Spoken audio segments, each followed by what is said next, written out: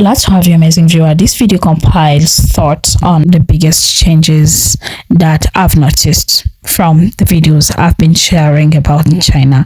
And if you've been here long enough, you will also make this same observation. We'll talk about how the world view of China has completely flipped from seeing it as a mystery to recognizing it as a developed and safe country. Well, we will also be looking at how Made in China went from being a joke to a sign of quality. But maybe the biggest change is inside China itself. How Chinese people now see the West, especially America.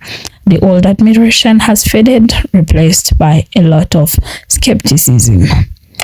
Like the video for recommendation, there's a lot to discover. But also feel free to share thoughts in the comment section. A lot of what I'll be sharing will be coming from this particular creator right here. Listen up to what he has to say. So I first came to China in 2016, and I've been here in total about 7 years. I've been in and out a bit, but I want to just talk about a few of the things that I've noticed, a few of the big changes that I've seen. And what I'll say is that about a decade ago, all the things that people were saying about China right now were true about China back then. China was very developed, people were very friendly, not many homeless people. But the big difference between now and then is that people back then seem to not know about it. People today, or outside of China, obviously know a lot about it.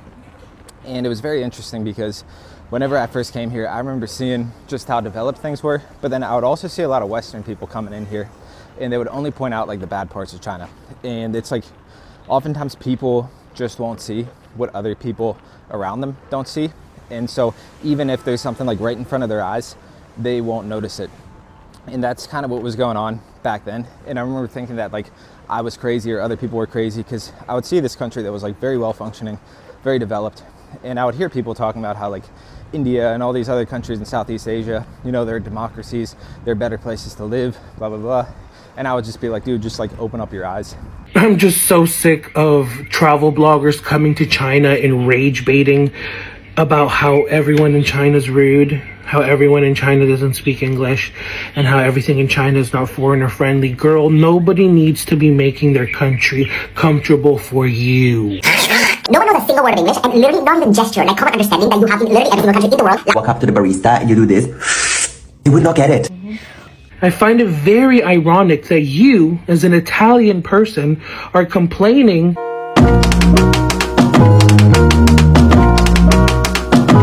that no one in China speaks English and there is no signage in Zhangjiajie in English. Zhangjiajie, the national park, that not only has signage in English, it has signage in Russian and Korean as well, who are the main tourists to Zhangjiajie. So that was a straight up lie. The fact that you said there was no signs in English was a lie. I've been to Zhangjiajie twice now. I had no problem. I cannot read Mandarin myself. The signage was straight up in English. And yeah, I did learn Italian after my first summer struggling there. Io posso parlare italiano perché? Perché se io sono in Italia, io devo parlare italiano, no? Okay, so that's just number one. 1% of the population is foreign, and most of their travelers are local. Okay, 99% of the people traveling within China are what? Chinese. They don't need to care about you. Unless you're trying to have a career as a travel blogger, the least you could do is, you know, have a little bit of, just a little bit, just a little bit of tolerance and empathy for the way that people do things in other countries. It's not a cute look at all. There's cameras everywhere. They're watching you. Well, are you here to have a vacation, or are you here to do illegal activities? Because if you're not here to do anything illegal, like feed the monkeys or throw trash, then why do you care? China has seen Zhangjiajie as an important place for 5,000 years. So yeah, they're put cameras around to make sure that no one's doing anything wrong. And me personally, as a foreigner, I feel very safe having cameras everywhere, and I'm not doing anything wrong. So for you and everyone else who wants to complain about cameras, you don't have to be here. Secondly, if you're not worried about privacy, you're a weirdo trying to do bad things. And the world doesn't need more bad people. Dude, just like open up your eyes and look around. China's doing much better than basically almost any other country in the world outside of just like a few, like Singapore, Japan. But basically people notice China, and that's kind of like the main thing that I'd say has changed, is the perception of China has changed. But again, 10 years ago, it was still very safe, very peaceful, very developed. Another thing that's changed is the perception of Chinese manufacturing. And that's something that, again, it's like 10 years ago, China was great at manufacturing. And I'm actually walking right past the place right now. You can see like a helicopter car on display. And, back then, 10 years ago, China had that whole stereotype of like cheap Chinese manufacturing. That still was like lingering around in people's minds. And I remember hearing some Chinese people like being like upset how like people still had this reputation that like, if something was manufactured in Germany or Japan, it was high quality, made in China, low quality. And so 10 years ago, they were still making high quality stuff. The world just didn't know about it. They were influenced by propaganda. And so the perception of Chinese manufacturing has definitely changed. And now people see, Chinese is kind of like the standard high quality. And then another thing that's changed, and this is perhaps the biggest change, which is how Chinese people view the West, and in particular the United States. So I was fortunate enough to come here whenever Obama was president. And the reason why I say that I was fortunate is because it allows me to kind of compare, at least as being an American, first time that I was living abroad. And I could see how people perceive the US with him in charge and with Trump in charge. And obviously Obama wasn't as great as like people said, and he was kind of like, there was still bad stuff going on, but he was at least like a good face for the country, and he represented himself well. And back then, I still remember Chinese people, they didn't want to like copy the Western system, but there was definitely much more admiration for it, and there was more discussion about should they take parts of like the Western system and try to implement them into China. And so it wasn't just like the political system. There were certain ideas about like, about the media and like who gets to control the media, but it's also things like social progress. And so things like women's rights, LGBTQ, there was some discussion about how to like learn from that, integrate that into China. But I would say that has more or less disappeared. It's not that people don't want women's rights or LGBTQ or anything like that, but they're just like, why do we have to take their idea of it? And I would say that the main thing that made it disappear, one was Trump. Second thing was the genocide that's happening right now in Israel and our support for it. And the reason why that's bad is that it's just made everything just look so hypocritical. And then also the censoring of TikTok. And people have basically seen, they're a powerful country. US, Western countries, they're powerful. They want to control their narrative. China's also powerful. They also want to control their narrative. So what's the difference? All this freedom stuff, they've seen just that it's complete nonsense. You have Israel committing a genocide in the name of like freedom and Western values. So that's kind of exposed it, and it's also given like the more anti-Western wing of like Chinese society a bit more credibility. And then one other change that I think it's kind of a change that's just starting, but it's about to really accelerate, if I were to predict, is the Chinese language. And so whenever I first came here, it was kind of common for like foreigners to like not know any Chinese, and I never really understood it because I had a degree in manufacturing, basically industrial engineering. And I was like, why, like you're here, why not just learn the language? I can understand if you're in like Cambodia, you don't want to learn Khmer. Outside of Cambodia, you're not going to be able to use it much. And if you're only going to be there for like a year or two, it's like, okay, maybe you want to spend your time doing something else. But Chinese, I just never understood why people didn't want to learn it. And 10 years ago, I still think like now some people don't want to learn it, but there's definitely a lot more people that do want to learn it. And the thing about a language is that it's one of those things where like people don't learn English because they want to read Shakespeare or like even to watch like Hollywood movies. People learn English because other people are learning English. So people want to be able to talk to others, so they have to learn English. And likewise with Chinese, it's a big time investment. So if you're in Vietnam, for example, and you want to learn a foreign language, probably going to learn English. And it's partly because like people in Thailand are also learning English. People in Cambodia and Japan, China, they're also learning English.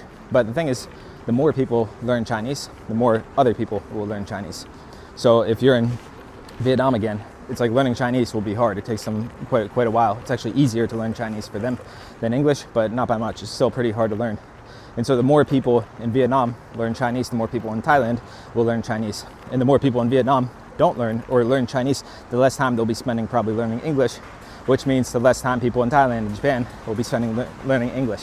And I've actually noticed this from being at some trade shows in Vietnam. And I remember seeing people from like Japan, South Korea, Vietnam speaking Chinese to one another.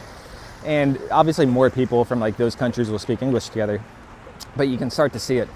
And I would even see some Chinese people living in Vietnam, and they didn't speak English. They didn't really learn much Vietnamese, but a lot of the Vietnamese were starting to speak Chinese. Oftentimes they'd be doing business in South Korea. They could speak some Chinese.